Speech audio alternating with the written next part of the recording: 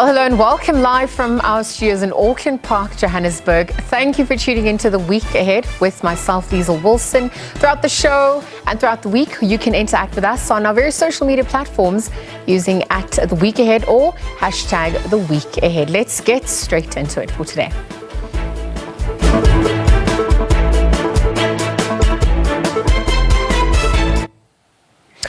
Well, first up, South Africans continue to face rising costs of living with food prices and fuel prices soaring high. Of course, there's a rise in fuel prices has seen some motorists tuning to fuel-saving devices, some even considering looking to downgrade vehicles. Meanwhile, the June 2022 Household Affordability Index by advocacy organisation Pietermaritzburg Economic Justice and Dignity Group have showed that a basic basket of groceries containing 44 items now costs over 4,600 Rand. This index tracks food price data from 44 supermarkets and 30 butcheries in Johannesburg, as well as Durban and Cape Town, Pietermaritzburg and Springbok in the Northern Cape Province. Now, the ongoing conflict between the Ukraine and Russia has also affected economies throughout the globe, with sanctions imposed against Russia. But perhaps for more on this, let's bring in Chief Business Development Officer Annelien van der Poel. Annelien, good afternoon. Thanks for joining us here on the SABC. Good afternoon. Thank you so much for having me. We're seeing the precarious economic situation, both locally, but also obviously being impacted by international factors. And I wonder if you could speak to what those contributing factors are on both a micro and macro level as food and gasoline prices continue to soar. Well, Liezle, I think you've summed it up very well. One of the biggest impacts we are obviously seeing right now, direct and indirect, has obviously been the fuel price. So we've seen a slight reduction, and we might have another one on the cards at the beginning of September, which obviously still needs to be finalized. The reality is where we stand right now, as at the beginning of August versus August 2021, that's a 38% year-on-year fuel price increase that consumers have had to, work into their budgets. And that's just on the direct impact, being obviously on their transport costs, fuel for their vehicles, etc. Indirect, obviously, we know that this goes straight into the cost of goods that we buy in the stores, because the bulk of stuff in South Africa gets transported by road. So as the transport costs go up, our goods costs will go up as well. And then the other side, we've got inflation. We know we've got a very, very high inflation rates, and the Reserve Bank has set that target of 3 to 6%. We're above it now. And how the Reserve Bank deals with that is increasing interest. So if you have debt to boot, your interest gone up and your debt has just become more expensive. So a multitude of factors having a very, very big impact on consumer budgets every month. Annelien, how is this going to impact investor confidence for emerging markets like South Africa? And when we also look at, what the country's done, in July, South Africa delivered its biggest increase in borrowing costs in almost 2 decades. And signaled a faster pace of hikes throughout the year. And I'm asking this because, some of the view that this could be an attempt by the central bank to mitigate against some of the, challenges that might come down the line. I wonder if this is effective enough as we're speaking for future to mitigate against what's happening in the future. How would you weigh in on that? Look, it's very difficult to say. I'm obviously not an economist, and we'd hope that government knows well, have great ideas here for us for the future. The reality is, obviously, if our interest rates increase, in theory, if you're an investor, that makes it more attractive, because obviously, you can get more return on investment. But interest rates are not the only thing people obviously look at. We've got a bunch of factors we need to look at. What is the growth outlook for the country? What is the economic stability as a whole, and so forth. So I'm sure that this is a good thing to look at, but I think in the greater scheme, it does consist of quite a bunch of factors, and they all have to play together for us to be considered a viable investment option. Well, with that said, in the week or the coming week, South Africa's biggest labor union federation and its affiliates will stage a national strike on the 24th to protest against these rising costs of fuel and food and also continued power cuts. And I wonder, given the state of the economy, the crisis that the economy is in right now, how will embarking on such strikes perhaps destabilize the country even more? How would you weigh in terms of its impact? Look, it's a very difficult situation because, Yeah. I mean, on the one hand, we really do understand why, what consumers are going through. As you've just mentioned, the PNB EJD feedback has painted the very bleak picture of how difficult it really is there in terms of what the consumer budget looks like and what their baskets of expenditure is. So you can understand that there is a lot of frustration currently out there. And obviously the intention is to make sure the government hears that frustration and takes serious steps and serious action to assist consumers. But yes, on the other hand, as you've mentioned, it could potentially, depending on how it goes, it could affect their possible investor confidence as well. So it is a very, very difficult path that's currently being faced out there in terms of how do we deal with the situation that we're facing. Yeah, and then just perhaps in conclusion, because we have to look at the policies in place and how they impact, the broader society, given the systemic issues of triple threats of poverty, unemployment, and inequality, amongst other issues that we're grappling with. How do we also need to begin to address this to soldier forward? I mean, it's all fair and well to be looking at what's happening now, but if we don't get to the root of the issue, we're going to continue these conversations year in, year out. Indeed. And I think we need to go back to the discussions that have been had in the past years, specifically around employment creation. That's probably the biggest problem that we are sitting with right now, which is, it's where everything starts. If you don't have a job, you don't have money. If you don't have money, how are you going to buy stuff? If we look at the grant systems, I mean, obviously it assists, but it's not enough to cover living expenses. So we need to go back to the drawing board. We really need government to sit down and make sure that we've got an environment that's conducive to investment for small businesses, entrepreneurs to start businesses whereby they can go and employ people, removing red tape. There's a myriad of things that need to be looked at, but I do think the starting ground needs to be making sure that we focus on job creation. Our unemployment rate is too high. It doesn't, it cannot sustain consumers. Our tax-paying base is too low. There's too much that needs to be carried by a very small number. We need to make sure that we focus on job creation and ensure that more people become employed. Annelien van der Poel, thank you very much for joining us here on the SABC. Annelien was just speaking about the growth outlook of the country, given the socio-economic challenges that it continues to face. This ahead of the national strike that is set to take place on the 24th of August this year. We are going to also be speaking to SAFTU, Zweli Zimbabwe. He's going to be speaking to us about what's set to unfold come Wednesday. So we'll be right back. We're going to take a quick ad break. More on the other side.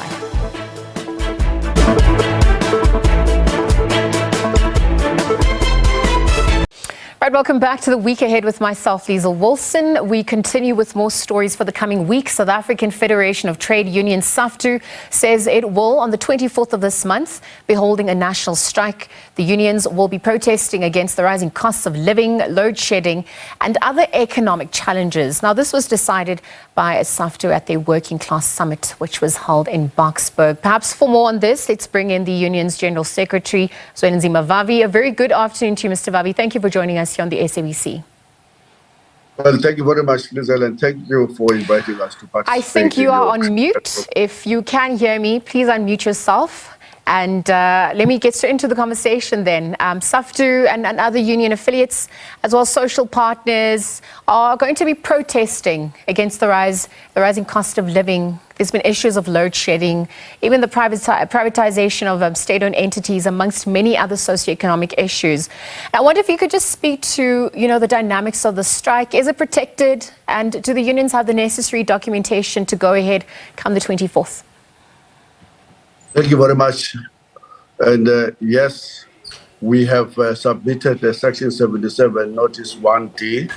And yes, the strike action is fully protected, which means that unless you are an essential service worker, you are free, you are allowed to participate on the 24th. In fact, it starts on the evening of the 23rd, the night shift of the 23rd.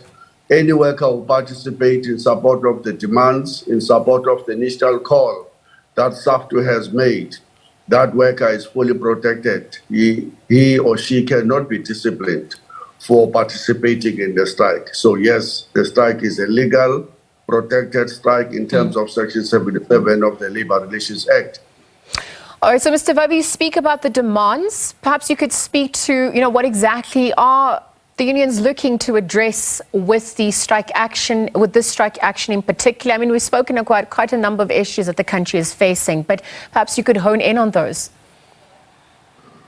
Well, we have put in 6 demands, 6 broad issues that we are taking forward on the 24th. The first one is we're protesting against the escalating living standards of South Africans. As you know, we're seeing unprecedented levels of not only petrol, but food prices. Just look at a food basket from June last year and June this year. The food basket increased by a 14%. If you look at it from 2019 until today, we are paying a staggering 49% more for a food basket. We now need a 4,700 rands plus to get a adequate food for a family of just 4 people. If you look at the price of petrol, it hit unprecedented levels of 26 rand a litre. If you look at the price of electricity, it has increased by a 460% between 2007 and last year. If you look at this year alone, it has increased by 16%, 32% last year, and still Eskom is not happy with that. It still wants to apply to court to force NERSA to give them even higher levels of tariff hikes this year. If you look at the interest rates, we're back to the pre-COVID situation. We're now hitting about 5%. We're going to see a full percentage increase of the interest rates, which will mean that more people will see their houses being dispossessed, more cars, every good that you would have purchased through higher purchase will suddenly become unaffordable. If you look at the crisis of Eskom, we're seeing load shedding week in, week out in unprecedented levels that we have not seen before. If you look at the unemployment crisis, which is escalating, I mean, when you have a staggering 46% of your youth who are not in any kind of employment, training, education, 46% of them, then you must know that you are actually sitting on a ticking time bomb. 53% of black women are not employed in this country, and overall, unemployment for black people is hovering around 50%. SAFTU and many other working class formations, including COSATU, are saying that this is totally unsustainable and we cannot allow us to just twiddle our fingers and do nothing, whilst clearly life has become unsustainable in our country. So, Mr. Vavi, how do you then respond to some who are of the view, given the state of the economy, in terms of what you've just highlighted now, the economy facing the crises that it is, that embarking on these types of strikes would even destabilize the country further? How would you then respond to that? Well, we will always be attacked by neoliberals and the people who are very comfortable with the current status quo. But the figures do not support their argument. I was just looking at the Statistics South Africa's figures. They tell us that actually there was a growth in the financial sector. The banks improved their wealth by a 1.7% in the first quarter of this year. And yet 72,000 jobs were lost in the very same period. So the issue of that we will lose growth and we will lose investment opportunities is neither here or there, because our reality is that even where we see growth in certain sectors of the economy, such as the mining is seeing a massive boom, and there is such a demand for coal and other minerals. And yet the numbers are not accompanying the growth that we're speaking about. So it's, as long as we're still in the same growth path, a growth path that is based on just chasing profits instead of chasing development, we will continue to see people almost believing that this is their economy and we are facing our poverty, inequality, and corruption in the other corner. Absolutely, because you speak about growth paths, which also has to then factor in the transition of the fourth industrial revolution, the environment, health, safety, amongst other things. So it will be interesting to see how, policy speaks to that, not only in terms of policy, but implementation thereof. And so I think my next question then speaks to, the unions and its affiliations rather to the ruling party. And how do you then begin to deal with issues of inefficiency in some parts, in some corners? I'm asking this because the country is facing a interesting time frame now as the ruling party heads into its own elective conference ahead of elections in 2024 nationally. How do you think this is also going to impact relations going forward? Well, luckily for us, we are an independent trade union federation, the SAFTU. We're not forming part of any tripartite alliance, and we do regard the current ruling party as actually being the source of the crisis that is facing the working class in our country. And you know that the crisis of unemployment is far more prevailing in 2022 after 28 years of the ANC misrule than any other time in the history of our country. You will know that the crisis of corruption is escalating beyond the crime, the levels of killings. I mean, the latest statistics before the latest was telling us that we were losing 68 people a single day. Now, the minister on Wednesday told us that there are 664 more people dying in this country than they did in the first quarter of March and of January and March. We're seeing 120 women being raped every day. We're seeing the devastating impact of climate change here in Durban and everywhere else in the world.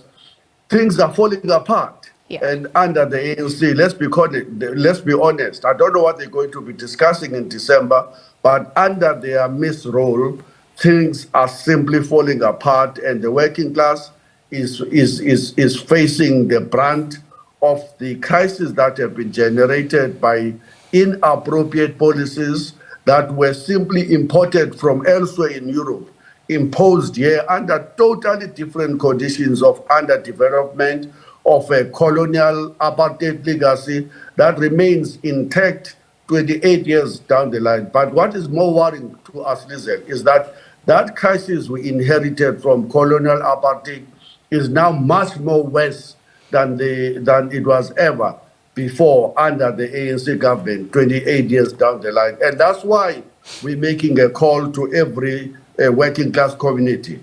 It is now time for you to accept that a new struggle has become absolutely necessary to go forward. And that struggle for a total economic emancipation to address the current unacceptable levels of unemployment, poverty, inequality, and corruption cannot be postponed or given to the next generations to pursue. It is our generation that is challenged, that we must now stand up and not betray the mission that is currently right in our hands. Oh, Mr. Vavi, it's obviously, the ideological debates ensue, but one has to also challenge the current status, the current structures that perpetuate the status quo. So we have to then address the systemic issues at hand. And that, is going to take longer than perhaps looking at what's currently transpiring now. We have to go to the systemic issues. But just in the interest of time, I want you to just perhaps in conclusion, walk us through the planned events. So it is a national strike, stay-away strike. Walk us through what exactly is going to be happening. You said it actually starts on the eve of the 23rd of August. Perhaps you can just solidify those details for us as we conclude. Well, it starts on the evening of the 23rd. Yeah. The night shift doesn't go to work. Those that go to work in account of the 24th will not go to work on the evening of the 23rd, and they will start going back to work in the evening of the 24th itself. The 24th is a general strike.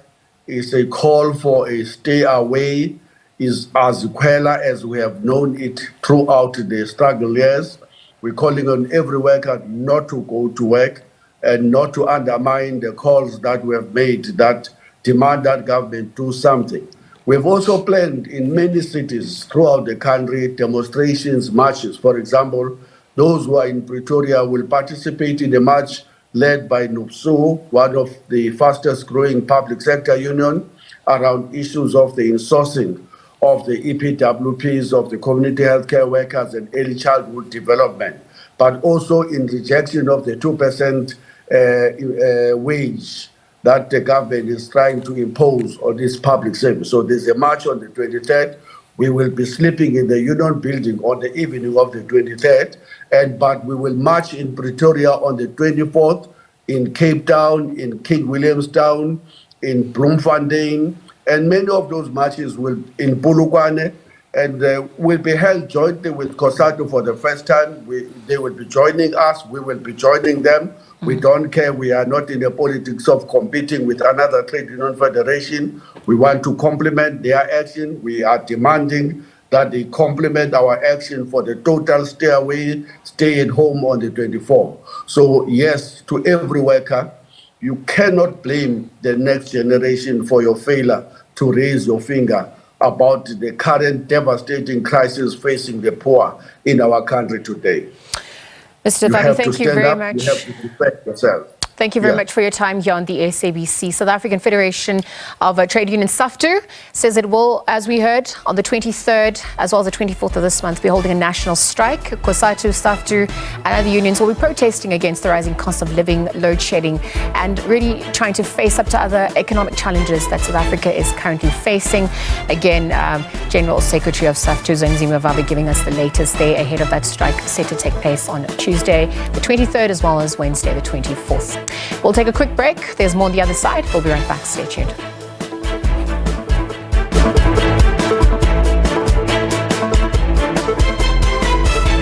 All right, welcome back. The week ahead continues. The South African National Congress Women's League is visiting the home of struggle stalwart Rita Ndzanga to pay homage and perform the blouse hanging ceremony.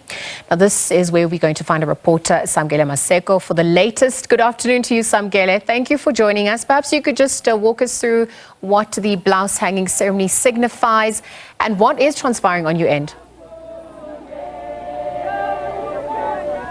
Well, indeed, the ANC Women's League has arrived at the home of Mama Rita Ndzanga, who is a struggle stalwart, who worked within the trade union movement, who worked within the ANC Women's League as well, and fighting for women's rights, who worked extensively with the former deputy president of the ANC and former president of the country, Kgalema Motlanthe, and also former President Thabo Mbeki, whom are said to also be in communication with the family to attend tomorrow's memorial service at 2 o'clock in the afternoon here in Dube. But I am going to bring in one of the women who's at the forefront of leading the ANC nowadays and taking the battle right up onto the door of the men within the African National Congress, which is Mamlogo Kupai, to further speak on the legacy of Mama Ndzanga, whom she also knows and hails from Soweto.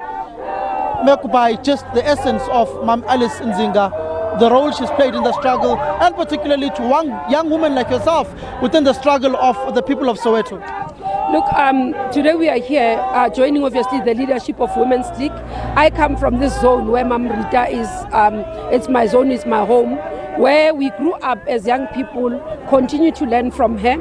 She's been a very fierce fighter, very disciplined, very firm in teaching us as younger generation never to give up, never to compromise.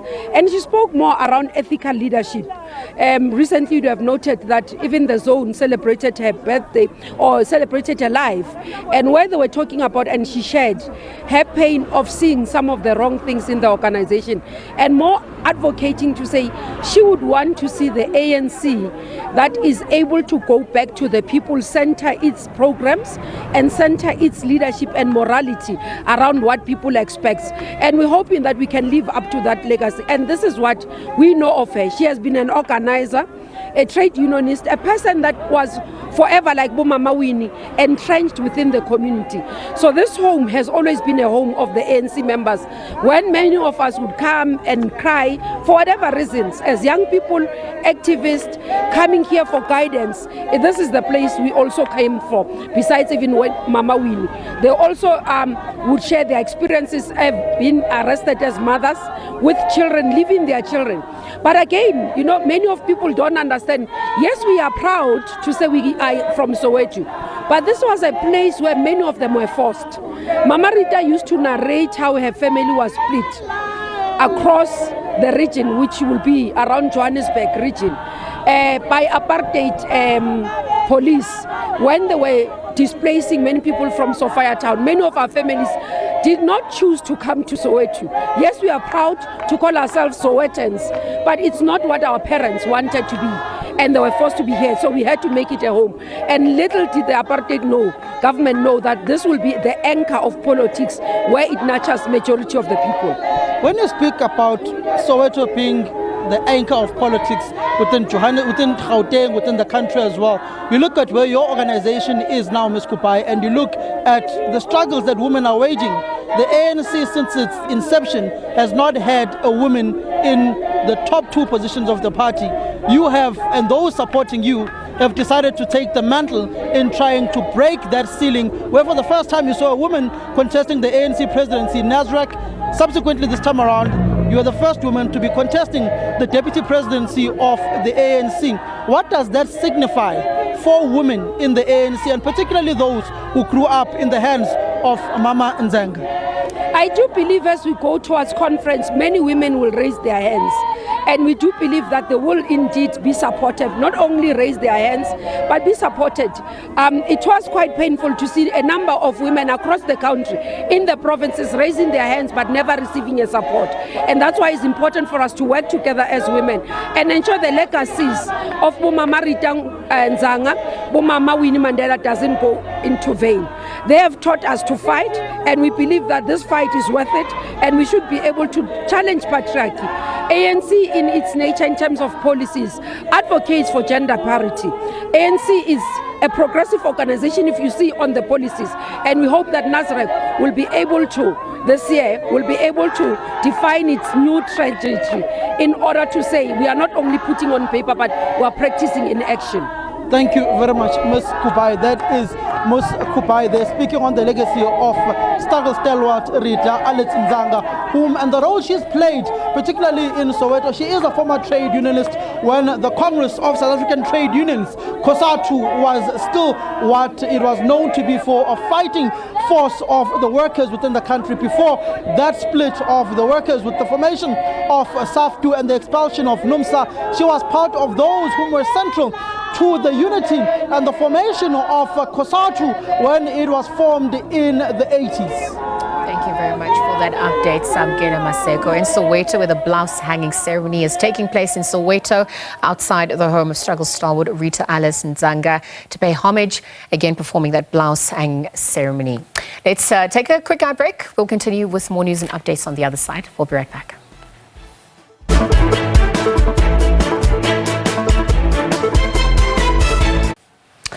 Right, today, the 21st of August, is World Entrepreneurship Day, and on this day, the world celebrates the work and efforts of all the individuals who start business ventures and are regarded as entrepreneurs. While SABC News economics reporter Liezle Wilson looks at how incubation hubs are grooming South African entrepreneurs. Miranda Hosking, the managing director at the Gibbs Entrepreneurial Development Academy, says entrepreneurial activity in the country has grown. She says because of the emergence of the COVID-19 pandemic, that growth has come mostly from necessity-driven entrepreneurship. Hosking says even though there is growth, there is still fear of failure, which is preventing more people from starting businesses. We remain constrained by certain issues and factors in the entrepreneurial ecosystem. Some of those include the normal, access to finance, access to markets, access to business skills. I think those are significant impediments to entrepreneurial activity. But I think beyond that, what the recent GEM report found was that we've seen significant increases in the fear of failure. And so that's quite something to have to contend with.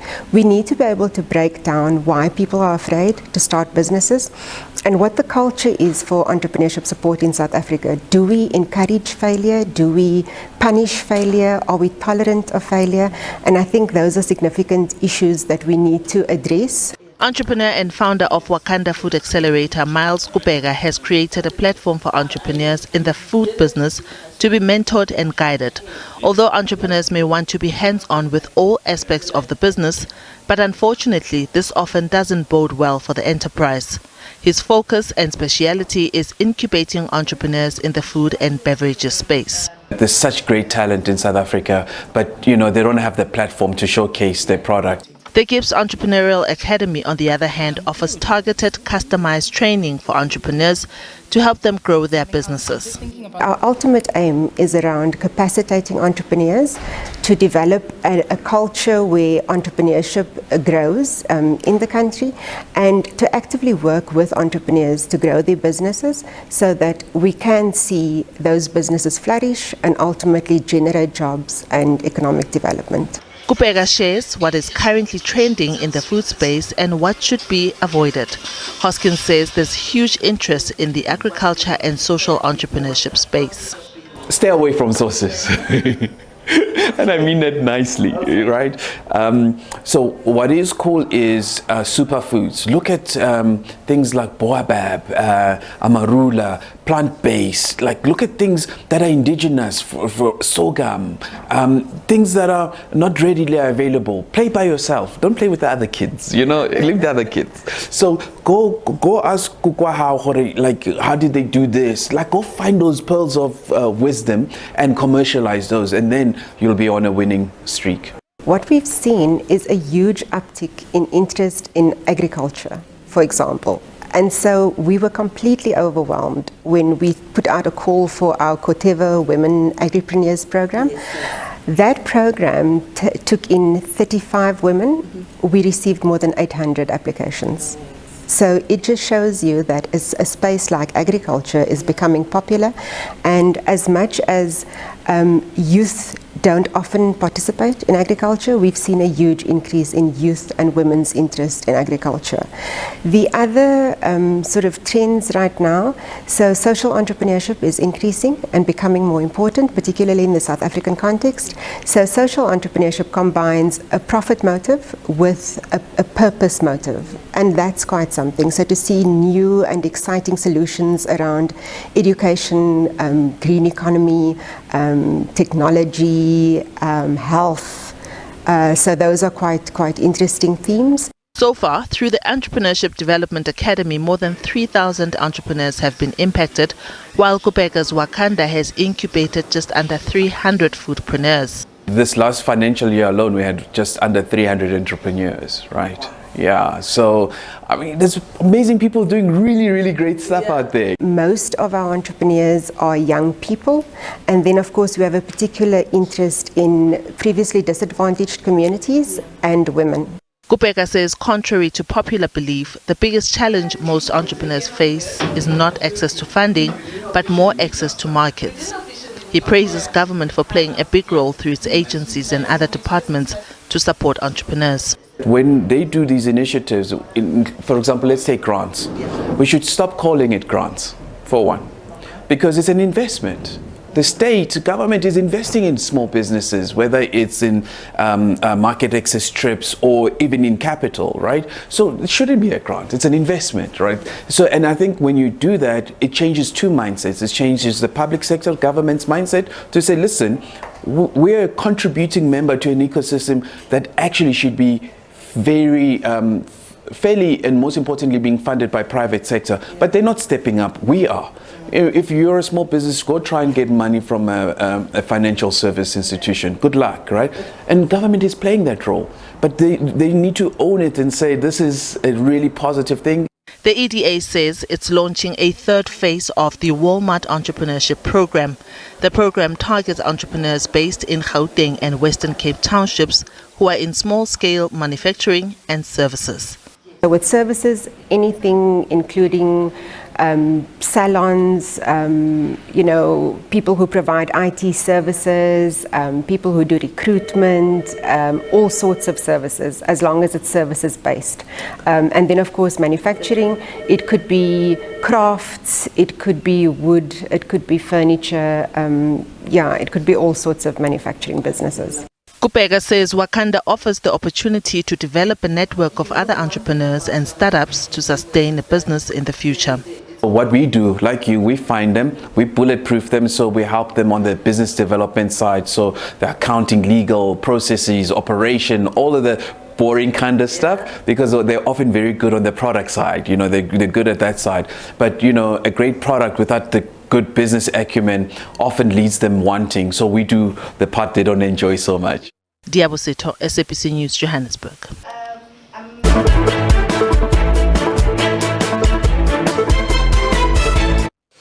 Right, the week ahead continues. In other news, the Ahmed Kathrada Foundation marks what would have been the 93rd birthday of its founder and anti-apartheid struggle veteran Ahmed Kathrada. In celebration of his legacy as a lifelong activist against racism, the foundation, together with Constitution Hill, is hosting a special exhibition in his honor. We take you live to Constitutional Hill in Johannesburg, where SABC News reporter Patricia Fasahi is there. Patricia, good afternoon. Thank you for joining us. The Ahmed Kathrada Foundation and Constitutional Hill are obviously hosting the opening of this exhibition, and perhaps you could walk us through what are some of the themes that are being highlighted. What did his legacy come to mean for the country at large?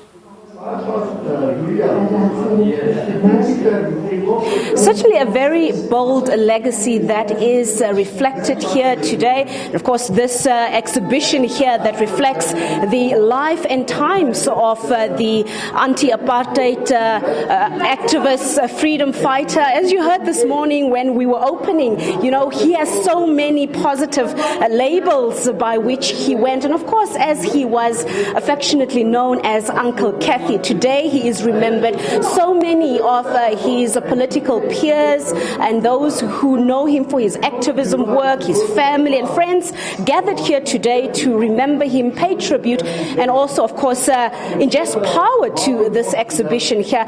Joining me right now is the MMC here in the city of Johannesburg, Mr. Mkululeko Mbunda, just to also tell us how he feels about this exhibition and maybe how he remembers the icon Ahmed Kathrada. Thank you so much for joining us. What do you make of this beautiful, I would say, art piece, but also, a collage of history?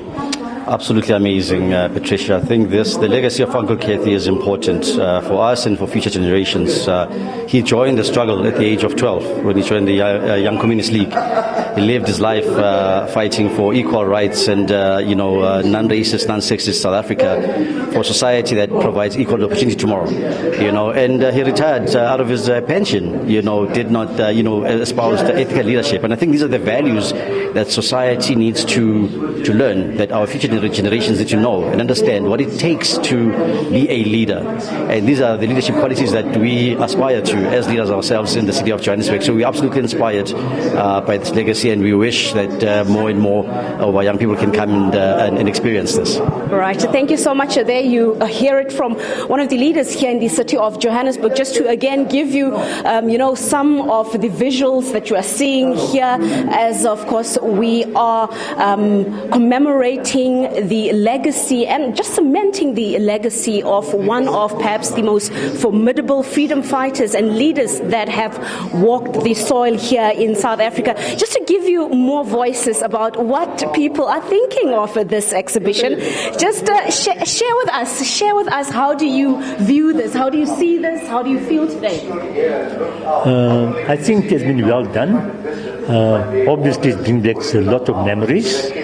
It gives one a sense of the difficulties that the political prisoners went through over the years, and that this is a memory that want to share with as many people as possible. Right. And it is a permanent exhibition, I'm told. It's a permanent exhibition, that's what I'm told. And that I think particularly the young people must visit this. It's actually part of a school trip to appreciate the commitment and the sacrifices that many people played in the struggle against apartheid. And to see these photographs and the Robben Island trialists who finally came out of prison, after 26 or 27 years, gave an inspiration to all of South Africa that freedom will be in our lifetime.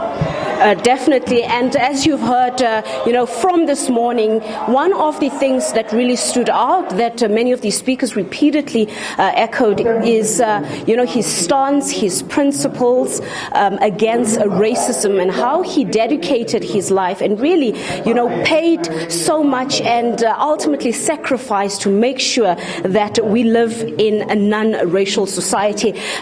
You also want to add your voice to this exhibition. I'm a family member. My name is Ahmed Kathrada Arrington, the niece of Uncle Kathy. For us as a family, it's absolutely wonderful that the Continental has given this permanent space to our uncle, to remember his legacy and others like him who fought in the struggle, Tata Madiba, Tata Sisulu, and many others, the women of the struggle as well, and this is just a remembrance to a legacy that we want to carry on.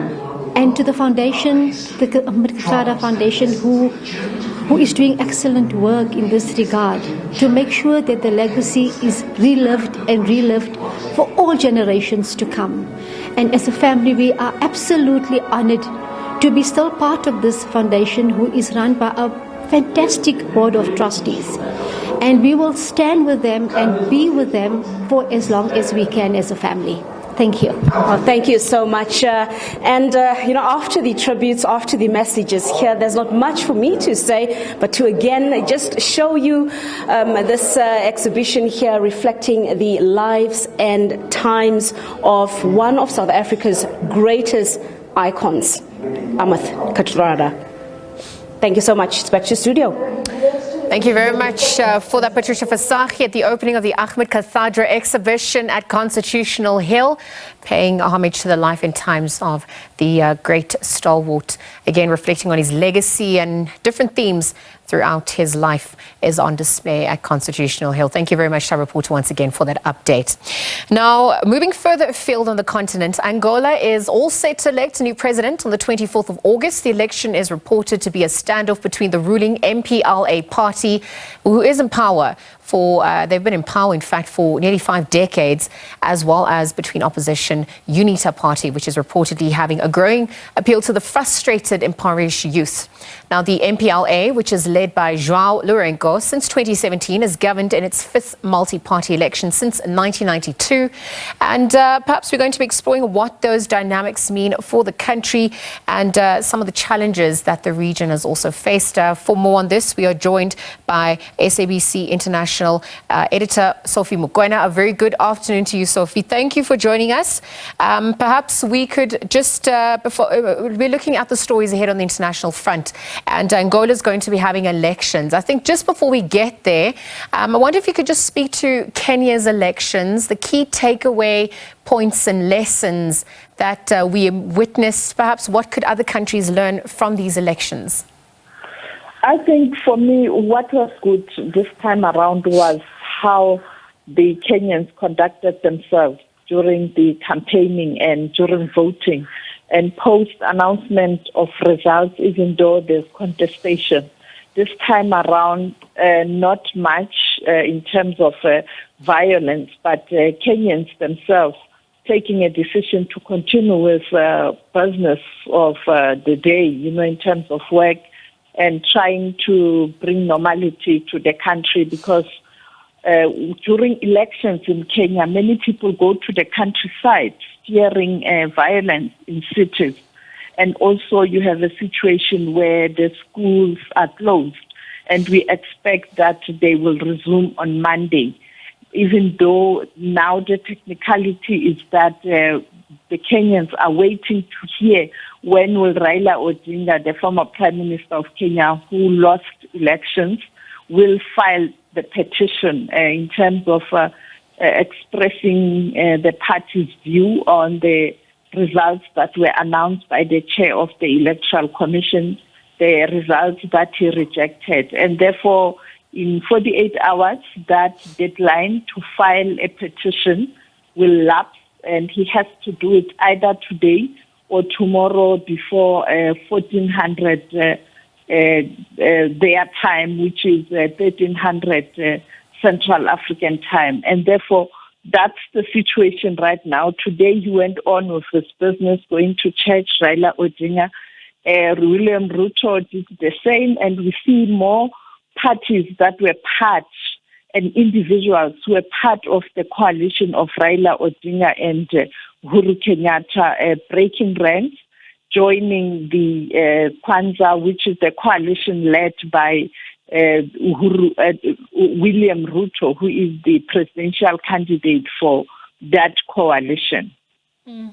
Well, Sophie, as we move from Kenya, that's obviously also a developing story, we're going to be looking at Angola, as I mentioned in my introduction, heading into these elections, looking at the build-up and even the concerns arise ahead of the 24th of August. What is coming through in terms of the credibility of these elections?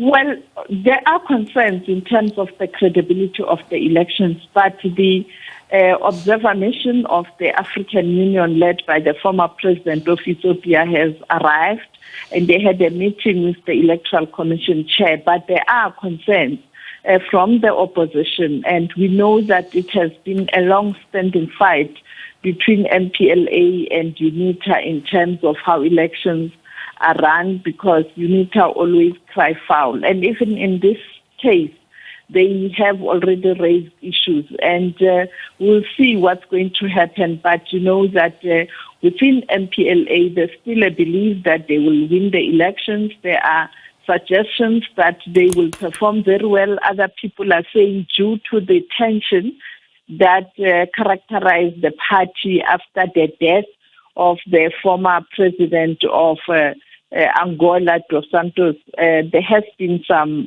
tension within the party, and therefore that might affect the performance of the party. But many people believe that the current president was quite firm and vocal in terms of fighting corruption, and maybe that will assist him to continue in the same vein in terms of how MPLA has performed. UNITA and others are also confident that they will do better, but I don't think we are likely to see a change of government there. And we know that the body of the former president of Angola has arrived last night in Angola, and this was one issue that the current president and his government want to see happening. In other words, they wanted to see the body arriving before the election so that they can even use that activity towards the burial of the current president to demonstrate that